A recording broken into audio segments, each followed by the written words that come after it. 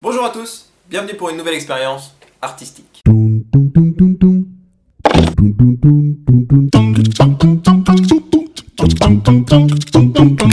L'autre jour, j'étais tranquillement en train de faire mes petites courses au supermarché quand je suis tombé complètement par hasard là-dessus. Un rouleau à coller sur une surface et du coup ça en fait comme un tableau noir pour écrire avec la craie. Je me suis dit qu'avec ce petit jeu pour enfants, on pourrait refaire dessus, comme d'habitude, un grand tableau de maître. L'un des tableaux les plus connus de Van Gogh, qui est son autoportrait, peint en 1889. On va d'abord découper un carton aux bonnes dimensions, sur lequel on va venir coller ce tableau noir. Comme c'est des mecs intelligents, ils l'ont fait en autocollant. Comment on est censé coller ça? Faut que je calcule le carré de l'hypoténuse pour que ce soit droit ou quoi?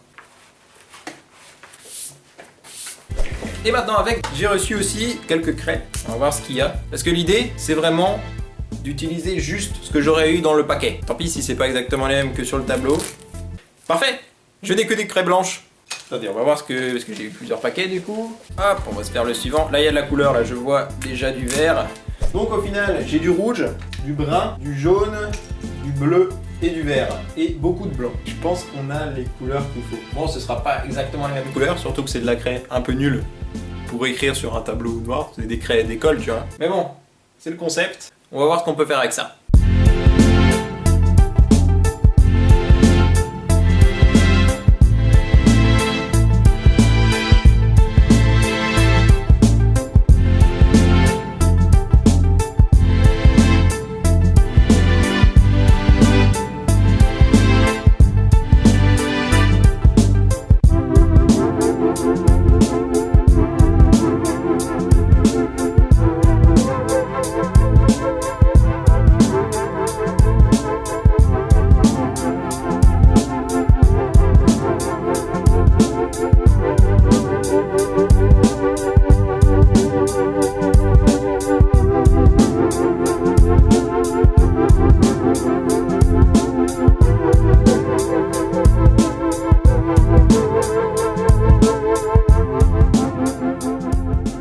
Vous savez le mythe que vous racontait votre prof en école primaire, comme quoi tous les artistes connaissaient la gloire après leur mort?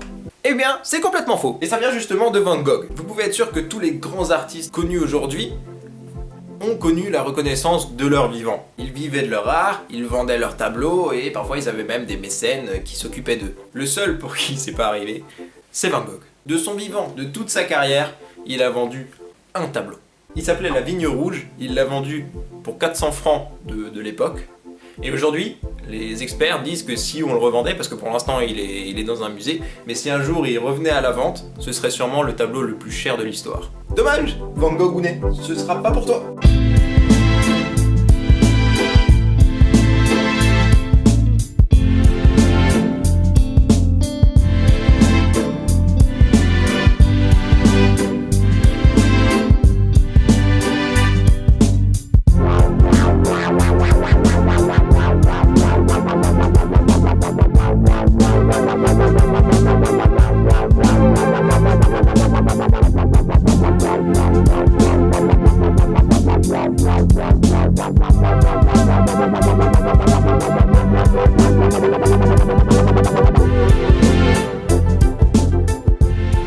Il est quand même bizarre cet autoportrait de Van Gogh, non?